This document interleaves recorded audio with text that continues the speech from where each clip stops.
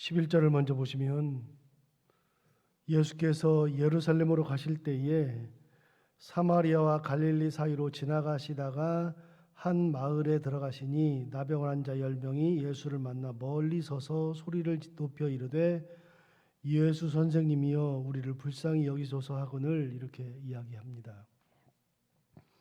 어디 가시는가 하면 11절에 가면 예루살렘으로 가시던 길이다 이렇게 되어 있죠. 예루살렘에 가시는 길은 이 길은 지금 마지막 길입니다. 갈릴리에서 사역을 하시던 예수님께서 예루살렘에 가시는 게 평생 이제 공생애를 시작하시고 나서는 3번이라 그랬잖아요. 그러니까 3번 올라가는데 이것이 3번째 올라가는 길입니다. 그러면 이번 길은 마지막 길이죠. 죽음의 길이죠. 십자가의 길이죠. 고난의 길이죠. 그렇게 마지막 고난의 길을 올라가시는 길입니다. 그 길에 여러분 마지막 길이라고 생각하면 그 길은 보통 길이 아닙니다. 내년에 또 올 수 있고 그 다음에도 또 올 수 있다 그러면 뭐 괜찮아요. 그런데 이게 이번이 마지막이다라고 생각하는 순간에는 그러면 그때부터는 뭔가가 굉장히 숙연해지고 특별히 이게 내가 져야 하는 십자가의 길이다 그러면 다른 때와는 정말 사뭇 다를 겁니다. 근데 그렇게 가는 예루살렘에서 가는 길에 2가지의 일이 생깁니다. 첫 번째는 사마리아와 갈릴리 사이로 지나가시다 이렇게 돼 있잖아요. 그러니까 예수님이 어느 길로 가셨냐면 사마리아 길로 가셨다는 겁니다. 몇 번 말씀드리지만 예수님은 일반 유대인들이 다니던 길이 아닙니다. 이 길이. 이 길은 사마리아의 길은 예수님은 일반 유대인들은 안 다녔죠. 갈릴리가 여기 있고요. 예루살렘이 여기 있어요. 그러면 어떻게 하면 되냐면 그대로 쭉 내려오면 돼요. 내려오는 길인데 그 길목에 사마리아가 있으니까요. 유대인들은 이 길을 편한 길을 놔두고 불어 돌아갔습니다. 사마리아를 들르지 않기 위해서. 그래서 요단강을 건너가서 그대로 왕의 대로를 타고서 내려온 다음에 왕의 대로 밑에 부분에서 여리고로 건너갔죠. 그러니까 가나안 정복하는 여호수아 시대에 가나안 정복하는 것과 똑같이 여호수아 6장에 의하면 여리고성 점령이 나오는데 이스라엘 백성들이 광야 생활을 마치고 요단강을 건너 여리고성을 점령하듯이 그렇게 여리고성으로 들어와서 거기서부터 예루살렘으로 치고 올라왔습니다. 불어 돌아가면 최소 이틀길, 많으면 3일길을 더 돌아가야 합니다. 그런데 유대인들은 절대로 사마리아 길을 통과하지 않습니다. 이유는 간단합니다. 사마리아는 정통 유대인들이 사는 곳이 아니기 때문에, 피가 더럽혔기 때문에 말도 섞지 않았습니다. 상종하지 않았죠. 그런데 예수님은 어느 길로 가시느냐? 사마리아 길을 가신다. 항상 예수님에 대해서 생각할 때 여러 가지 생각해야 되는데 그 중에 하나가 이거라 그랬습니다. 예수님은 사람을 가리지 않는다. 지역을 가리지 않는다. 사람들은 가릴지 몰라도 예수님은 절대로 가리는 적이 없었습니다. 마지막 길에서도 사람을 가리지 않았습니다. 지역도 가리지 않았습니다.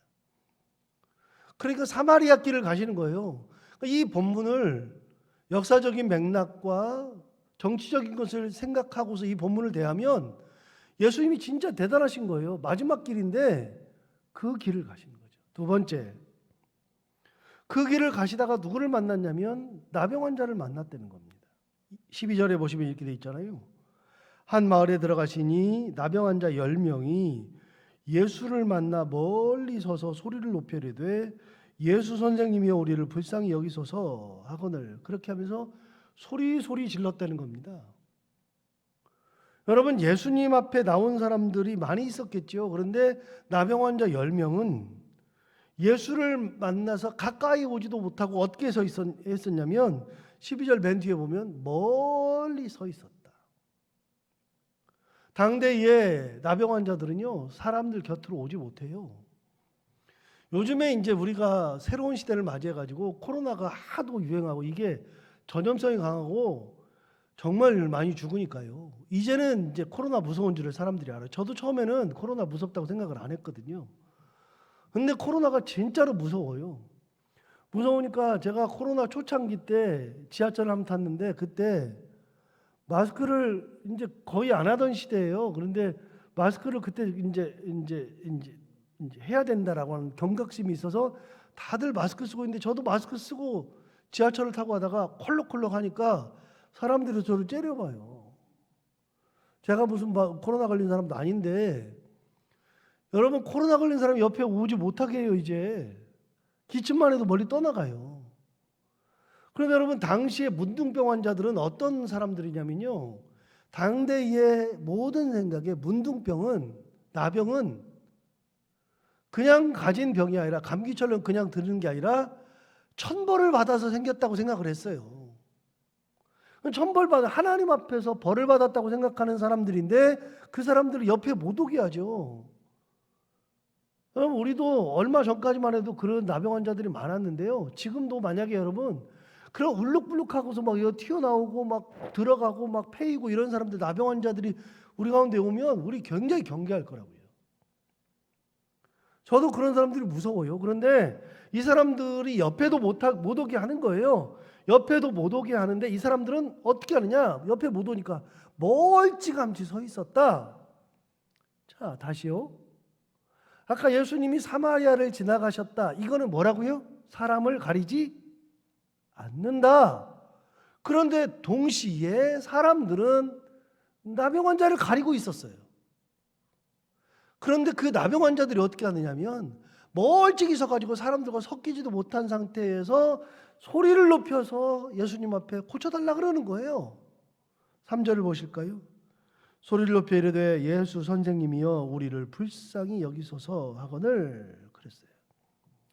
자, 이 사람들은 사람들이 가렸어요. 사람들이 가리는 사람들. 우리가 같이 할 수 없다고 생각하는 사람들, 그런 사람들은 멀찍이 서가지고 예수의 은혜를 구하죠. 여러분 예수의 은혜를 구하는 데에는요 사람들이 끼워주지 않아도 간절함이 있으면 예수님의 은혜를 구하기만 하면 은혜는 구하는 거예요. 다시요. 예수님은 사람을 가린 적이 없어요. 하나님도 사람을 가리지 않아요. 또 한 가지 은혜도 사람을 가리지 않아요. 은혜가 사람을 가리지 않아요. 은혜가 내려오는데 그 은혜가 사람을 가리고 너는 오고 너는 아니고 너는 나병 환자가 있으니까 은혜가 안 오고 나는 건강하니까 은혜가 내려오고 그런 거 없어요. 하나님께서 은혜를 주실 때 사람을 가리고 주시지 않아요. 은혜는 누구에게 주느냐? 멀찌감치 서 있는 사람이라 할지라도 예수님을 바라보면서 예수님 앞에서 큰 소리로 우리를 불쌍히 여기소서 하나님 나를 불쌍히 여겨주십시오 라고 할 때 하나님은 은혜를 내려주세요. 누가 뭐라 그래도 내가 사람들 앞에 따돌림을 당해도 사람들을 이상하게 생각해도 내가 하나님 앞에 은혜를 구하는 순간에 그 은혜가 내려오는 거예요. 이 사람들은 멀찌감치 섰어요. 예수님 내게 은혜를 베푸소서 불쌍히 여기소서 그랬는데 신약 성경에 불쌍히 여겨달라는 표현이 나오는데 제가 마태복음에서만 찾아봤어요. 그랬더니 불쌍히 여겨달라는 표현을 누가 했냐면 마태복음 9장, 마태복음 20장에서 2명의 맹인이 예수님 앞에 불쌍히 여겨달라고 그랬어요. 그런데 그 2명이 불쌍히 여겨달라고 그랬을 때 2명 다 고침을 받았어요. 마태복음 15장에 귀신 들린 딸을 둔 가나안 여인이 나오는데 귀신 들린 딸을 둔 가나안 여인도 예수님께서 그랬어요. 나는 이스라엘의 사람들에게만 보내심을 받았다 그랬더니 이 여인이 뭐라 그러냐면 올소이다 많은 나 같은 개 같은 사람도 주인의 성에서 떨어지는 것을 먹고 이렇게 합니다. 그랬더니 예수님께서 옳다 내 믿음이 옳다 그러면서 그의 딸을 고쳐줬어요. 이 사람도 불쌍히 여겨달라 그랬을 때 딸을 위해서 하나님 앞에 간구했을 때 예수님을 바라봤을 때 그때 하나님께서 은혜를 주셔서 딸을 낫게 해주세요. 마태복음 17장에도 보면 간질 걸려서 불에도 넘어지고 물에도 넘어지는 아들을 둔 이야기가 나오는데 아버지 이야기가 나오는데 그 아버지의 간구를 듣고 귀신 들린 아들을 고쳐주세요. 여러분 보세요. 아들이 귀신 들린 거 동네 사람들 다 알아요. 지금처럼요. 귀신 들리면은 아들은 딴 곳에다 보내버리고 요양병원이나 정신병원에 보내버리고 아버지 혼자 사는 게 아니에요. 옛날에는 같이 살아야 돼요. 그럼 그 아버지는요, 동네에서 소문 다 나 있어요. 다 알아요. 그럼 그 아버지 왕따예요. 그런데 그런 아들을 둔 아버지도 예수님 앞에 나와서 은혜를 간구하면 은혜를 주세요. 병을 고쳐주세요. 자, 답이 나오죠. 사람은 가릴지 몰라도 하나님은 안 가려요. 은혜는 가린 적이 없어요. 어느 누구라 할지라도 멀리서라도 서서 하나님의 은혜를 간구하면, 멀찍이라도 서서 하나님의 은혜를 간구하면 나음을 입어요. 우리가 어떤 모습이든 상관없어요. 내가 많든 적든 뭐 나이가 들었든 안 들었든. 그래서 성경은 말해요. 남녀노소를 불문하고 하나님의 은혜는 누구에게나 임하는 거예요. 문둥병자들, 나병 환자들, 이 사람들을 예수님이 보세요. 멀리서 얘기해요. 자, 14절 보실까요? 보시고 이르시되 가서 제사장들에게 너희 몸을 보이라 하셨더니 그들이 가다가 깨끗함을 받은지라. 예, 은혜죠. 저는 이런 본문들이 너무 좋아요. 이런 본문들이. 예수님께서 고쳐주시는 본문들이 너무 좋아요. 왜? 우리는 이런 병, 저런 병, 이런 상처, 저런 상처를 가진 사람들이잖아요. 전부 다. 그런데 주님 앞에 나와서 간구하면 주님께서 그 간구를 들으시고 우리의 믿음을 보시고 고쳐주세요. 전부 다. 너희들의 몸을 제사장에게 보이라. 이거는 레위기에 나오는 건데, 나병 환자들은요 반드시 나병 들었을 때 누가 나병이라고 진단하냐면 제사장이 진단해요. 제사장이 진단하고 너는 나병이다. 그러면 그때부터 나병 환자가 돼요. 나았을 때, 깨끗이 하나님의 은혜로 나았을 때에도 누가 진단하느냐, 누가 깨끗하다고 진단해 주느냐면 제사장이 진단해 줘야 돼요. 제사장이 진단하면 나병 환자들은 일주일 동안 사람들과 떨어져서 하나님 앞에 제사 드리고 정결하게 되는 예식을 마친 다음에 그 다음부터는 사람들과 섞여 살 수 있어요. 나병 환자들은 전부 다 제사장이 다 봐서 너는 나병이다 아니다, 나았다 아니다, 다 진단해 주는 게 제사장이에요. 그러니까 너희 몸을 제사장에게 보이라. 그 말은 뭐냐면 너희가 나을 거니까 가봐라. 자, 보세요. 14절 재미있는 게 있어요. 다시 볼게요. 보시고 이르시되 가서 제사장들에게 너희 몸을 보이라 하셨더니 그들이 그 다음 뭐라고 되어 있냐면 가다가 깨끗함을 받은지라. 그러니까 낫고 간 게 아니라요. 예수님께서 그래 너 낫게 해줄게, 그래 나 놓고서 제사장에게 가, 그게 아니라 제사장에게 너희 몸을 보이라 그랬을 때에 낫지도 않았는데 제사장한테 가는 거예요. 그럼 생각해, 야 이게 뭐야, 이게 제사장이 가라 그러면 나한테 낫겠다는 그런 은혜를 주시는 건데 라고 생각하기 쉽잖아요. 근데 왜 내가 낫지도 않았는데 왜 보내? 그럴 수 있는데요, 너희 몸을 제사장에게 보이라 그랬을 때 이 사람들이 뭐냐면 가고 있었다. 가고 있었다는 것은 무슨 의미를 가지고 있어요? 믿음을 가지고 간다는 얘기야. 낫지도 않았다는 얘기예요. 낫지도 않았는데 믿음을 가지고 간다는 얘기예요. 다시요. 제사장에게 가서 제사장이 본 다음에 너 나았어 라고 진단해 줄 때는 나은 사람만 가요. 나은 사람만. 그런데 이 사람들은 낫지를 않았어요. 그럼 제사장한테 갈 필요가 없잖아요. 근데 주님께서 뭐라 하냐면 제사장이 너희 몸을 보이라 그랬을 때에는 그 사람들이 가요. 그러면 이 사람들에게 뭐가 있어요?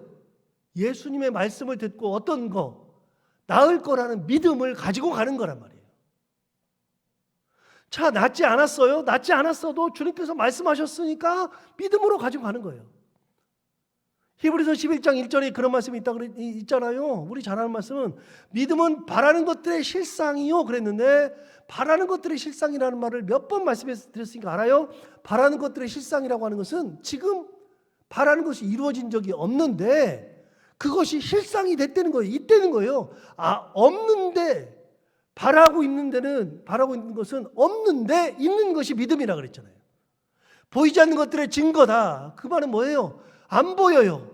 이게 네가 그렇게 될 것 같잖아. 안 보여. 안 보이는데 그것이 증거다. 실제로 일어났다. 그래서 믿음은 뭐예요? 없는데 있는 거, 보이지 않는데 보이는 거, 이게 믿음이라고 그랬잖아요. 자, 주님께서 말씀하셨을 때에 이루어진 걸 가지고서 제사장한테 간 게 아니라 이루어지지도 않았는데 믿음을 가지고 가는데, 가는 도중에, 자 14절 다시 봐요.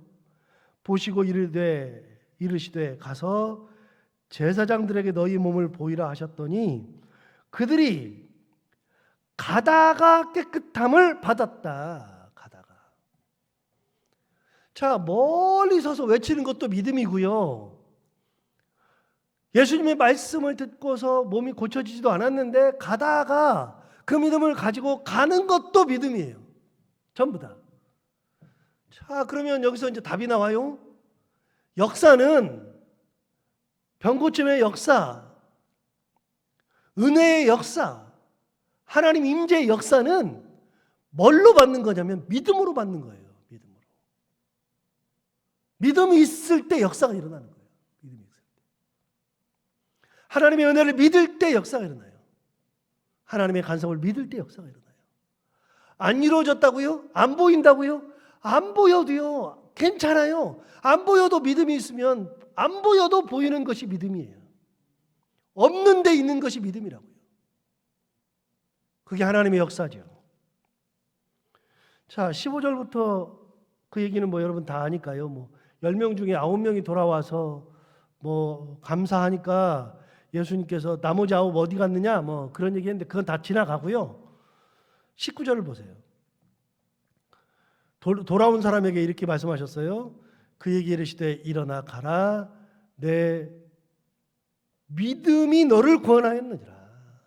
자, 결론이 뭐냐? 네 믿음이 너를 구원하였다. 믿음.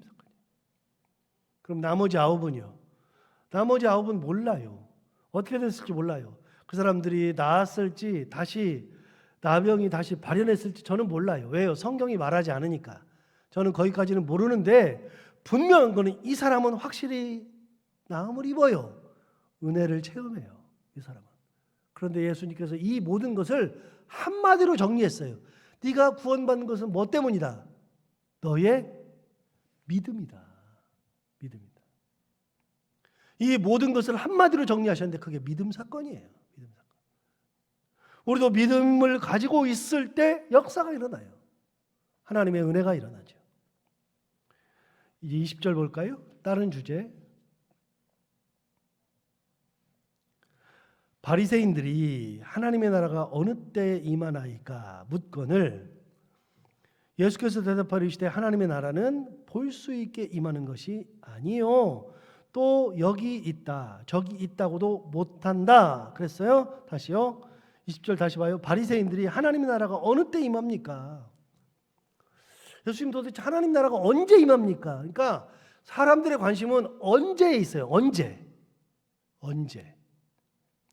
제자들도 그랬어요. 제자들도 이제 나올 텐데 이제 예루살렘이 무너진다. 예수님께서 말씀하시니까 제자들이 또 물어요. 언제 이런 일이 일어납니까? 그러니까 사람들의 관심은요. 언제에 있어요. 언제. 그런데 예수님은 언제를 얘기해 주신 적이 없어요. 20절 다시 볼까요? 바리새인들이 하나님의 나라가 어느 때 언제죠? 어느 때 임하나이까 묻거늘 예수께서 대답하시되 하나님의 나라는 볼 수 있게 임하는 것이 아니다. 예수님은 딴 얘기했어요. 우리가 볼 수 있고 딱 저게 있으면 저게 딱 오면 저거야 볼 수 있게 임하는 것이 아니다. 너희가 때를 얘기하지만 나는 때를 모른다. 예수님은 한 번도 때를 안다고 한 적이 없어요. 그러니까 여러분 분명해요. 어떤 이단이든 어떤 사람이든 하나님의 임재, 재림을 때를 얘기하는 순간에 이 사람은 100% 이단이에요. 100%. 세상에 두 쪽 나도 다 이단이에요. 뭐 특별한 거를 여러분 예수 믿으면서 뭐 특별한 걸 자꾸만 생각할 필요가 없어요. 은혜롭게 은혜를 바라보면서 사는 거지. 특별하게 뭐 나에게 주시는 뭐 특별한 게 있다 그렇게 생각하면 안 돼요. 자, 어느 때를 예수님이 말씀하신 적이 없는데 자기가 때를 정한다? 그 말이 되지 않잖아요. 예수님 뭐라 그러냐면 나도 모른다. 오직 천사도 모른다. 하나님만 아신다 그랬는데 그러면서 나중에 뭐라 그러냐면 하나님의 때는 도적같이 임한다 그랬어요. 도적같이 임한다 그랬을 때 항상 여러분 똑같은 생각하시면 돼요. 도적은 내가 언제 갈게라고 써붙이지 않아요. 너희 집은 내가 몇 월 며칠 몇 시에 턴다. 안 그래요. 도적은 언제 털어요? 그 집이 며칠째 깜깜할 때, 아, 저 집은 사람이 없구나.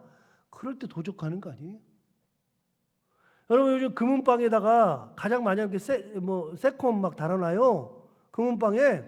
그래가지고서 무인경비 시스템 해가지고 세콤 막 달아놓고 그러는데 그거 세콤 그 소리가 나서 5분, 최소 5분, 길게는 10분, 어떤 때는 30분 걸려서 오잖아요. 그러니까 그걸 알고 있으니까 어떻게 해요? 금은방을 갖다가 이 망치로 그냥 쳐가지고서 유리채 쳐가지고서 깬 다음에 금 쫙 쓸어 가잖아요. 몇 분 내에? 1분 내에. 요즘은 CCTV가 있으니까 잡히지만 얼마 전만 해도요. CCTV가 없을 때는 안 잡혔어요. 1분 내에 다 털어가요. 여러분 도둑들이 와가지고 가져갈 때 누가 뭐 알고서 이렇게 이렇게 내가 언제 간다 그래요? 그런 얘기 안 해요. 그런 얘기 안 하고서 가져간다고요. 그런데 예수님 말씀하셨어요. 때에 대해서는 이야기하신 적이 없어요. 징조를 꼭 말씀하셔요. 징조를. 어느 때에 이루어집니까? 어느 때에. 예수님 뭐라 그래요? 하나님의 나라는 볼 수 있게 임하는 것이 아니다. 21절. 또 여기 있다. 저기 있다고도 못한다. 하나님의 나라가 여기 임하고 하나님의 나라가 저기 임하고, 아니 세상에 하나님이 이 땅에 임하실 때, 여러분 이 땅에 임하실 때는 한꺼번에 다 임하시지. 우리나라만 임하고 뭐 중국은 임하지 않고 그래요? 동일하지. 이 땅에 종말이 올 때는 다 같이 임하죠. 여기 있다 저기 있다. 하나님 나라가 거기 그렇지 않아요. 별소리를 다 해도요. 저 사람 굉장히 영험하다 그래도요. 갈 필요가 전혀 없어요. 갈 필요가. 예수를 믿을 때요. 정상적으로 믿으면 돼요. 정상적으로. 뭘로? 말씀으로 믿는 거예요. 말씀으로. 정상적으로. 정상적이지 않으면 웬만하면 거들떠 보지도 말아요. 그 옛날에는 막 기도원이 엄청나게 잘 될 때가 있었거든요. 그런데 기도원 잘 될 때가 있었는데 제가 신학교 다닐 때 김준홍 목사님 했던 말씀을 항상 기억하는 것 중에 하나가 그거라고 그랬잖아요. 김준홍 목사님이 사경에 오셔가지고 하신 말씀. 그 당시에 김계호 원장 할렐루야 교회 할렐루야 기도원에 김계호 원장 굉장히 유명했죠. 그래가지고 그 사람은 암덩어리 막 속에 있는 거 막 집어내고 그래가지고서 암 낫는다 그러고 막 그랬는데 나중에 찍어보니까 암덩어리가 낫기는요. 그래서 그 당시에 김준홍 목사님이 그런 얘기 했었다고요. 사람들이 기도원 가는데 기도원 가서 수천 명 앉아 있는데 그 중에서 한 명 나와가지고 목발 막 집어 던지고 할렐루야 내가 일어섰습니다 이랬는데 그러고 내가 무슨 암덩어리였는데 일어났습니다. 그래서 한 명 두 명 간증하면 거기 있는 사람들이 전부 다 집단 최면에 걸려가지고 내가 나을 수 있다 그러고서 막 할렐루야 그러고서 막 같이 기도하고 그런데 김준홍 목사님 그때 그 말씀하시더라고요. 지금도 기억나는데 기도원은 앞문보다 뒷문이 더 크다. 죽어나가는 사람들이 훨씬 더 많다는 거예요. 훨씬 더. 근데 죽어나가는 사람 얘기는 안 한다는 거예요. 전혀. 여러분 김계호 원장이 무슨 얼마나 대단하다 그래서 병을 고쳐요. 얼마 전에 여기 제주도 다녀온 그 목회자들 인천 안양 이 목회자들 그분들 이렇게 쭉 봤더니 그분들 뭐 하시는 분들이냐면 다 신유의 은사 집회하는 분들이래요. 별로 의미 없어요. 제가 그래서 그거 보고 나서 웃었다니까요. 아니 본인들이 신유의 은사 집회하시고 신유의 하시는 분들이 본인들이 걸려가지고서 거기서 죽고. 여러분 그런 거 좋아할 필요가 없어요. 하나님의 나라는요, 하나님의 은혜는요, 그렇게 해서 임하는 게 아니에요. 누구를 한 사람을 통해서 끊임없이 역사하고 그러는 게 아니에요. 하나님의 말씀을 통해서 임하시는 것이지. 그래서 거창한 걸 좋아하지 말아요. 엄청난 게 있는 게 없어요. 진짜 재밌는 게 있거든요. 21절 다시 봐요. 또 여기 있다 저기 있다고도 못하리니 그 다음 뭐라 그러냐면 하나님의 나라는 어디 있어요? 너희 안에 있느니라. 자, 저를 잠시 볼까요? 너희 안에 있다는 게 뭐예요? 우리가 이 말 잘 몰라요. 너희 안에 있느니라가 뭐예요? 너희 안에 있느니라 그러면 내 안에 있잖아요. 그죠? 아니요. 원문에는요, 내 안에 있는 게 아니라 너희 안에는 너희들 안에 있다는 말이에요. 하나님의 나라는 너희들 안에 이미 임해져 있다. 내 안에 있는 것이 아니고요. 내 안에 당연히 하나님의 나라가 있죠. 이 본문은요, 너희들 안에 있느니라. 그런 거예요. 너희들 안에, 너희 공동체 안에 있느니라. 하나님을 사랑하는 무리들 안에 있느니라. 그런 말이에요. 굉장히 중요한 거예요. 뭐가 중요하냐? 하나님은 공동체를 통하여서도 역사하신다 그 말이에요. 공동체. 은혜로 함께 역사하신다. 너희들 안에 이미 임하여 있느니라. 그래서 하나님의 나라를 멀리서 찾을 거 없어요. 우리 가운데에서 하나님의 나라가 임하는 거고, 두 사람만 모여도 우리 가운데 하나님의 은혜가 있는 것이고, 내 안에도 있는 것이고, 우리 가정에도 하나님의 나라가 있는 것이고. 자, 어느 곳이 하나님의 나라냐? 하나님의 은혜를 구하는 공간. 믿음이 있는 그곳에 하나님께서 역사하신다. 자, 아까요, 나병 환자가 병고침을 받는 사건이 무슨 사건이라고요? 믿음 사건이라고요. 하나님의 나라가 어디 있다고요? 믿음이 있는 공동체 안에 있다고요. 믿음이 있어야 되는 거예요. 은혜가 있어야 되고 믿음이 있어야 된다. 여러분, 우리는 오늘 말씀처럼 믿음을 가지고 나병 환자들처럼, 두 맹인들처럼, 자식이 어떤 모습이든 간에 하나님을 믿음으로 따르고 믿음을 가지고 살아가는 저희들, 그리고 믿음의 공동체를 만드는 저희들 모두가 다 될 수 있기를 바랍니다. 기도하겠습니다. 하나님 아버지, 감사합니다. 오늘도 귀한 말씀으로 은혜 주셨습니다. 이 말씀처럼 하나님 아버지, 우리가 믿음을 갖고 살게 하여 주옵소서. 세상 사람들은 우리를 어떻게 보든, 우리의 형편이 어떻든, 우리가 처지가 어떻든, 어떤 모습으로 살아가든 우리가 항상 믿음을 갖고 살게 하여 주옵시고, 하나님의 은혜를 붙들고 살아가는 저희들 되게 하여 주옵시고, 하나님의 나라는 너희들 안에 있느니라 말씀하신 것처럼 우리가, 우리 교회뿐만이 아니라 이 땅에 있는 모든 교회들이 믿음의 공동체 되게 하여 주시고, 그 가운데 하나님의 역사가 일어나고 하나님의 은혜가 가득한 그런 모습에 천국을 이루며 살아갈 수 있는 저희들 되게 하여 주옵소서. 우리 가정도 믿음의 가정 만들어서 천국 공동체가 되게 하여 주옵시고, 우리가 있는 곳이 어느 곳이든 믿음이 가득한 무리들로 하나님의 은혜를 나누며 살아가는 천국 공동체를 다 만들게 하여 주옵소서. 하나님 아버지, 오늘도 하루를 살아갈 때 이 말씀을 기억하며 살게 하여 주옵시고, 해야 되는 것들 기쁨으로 잘 감당하고 만나는 분들이 누구든지 웃게 하시고 행복한 하루를 보내게 하여 주옵소서.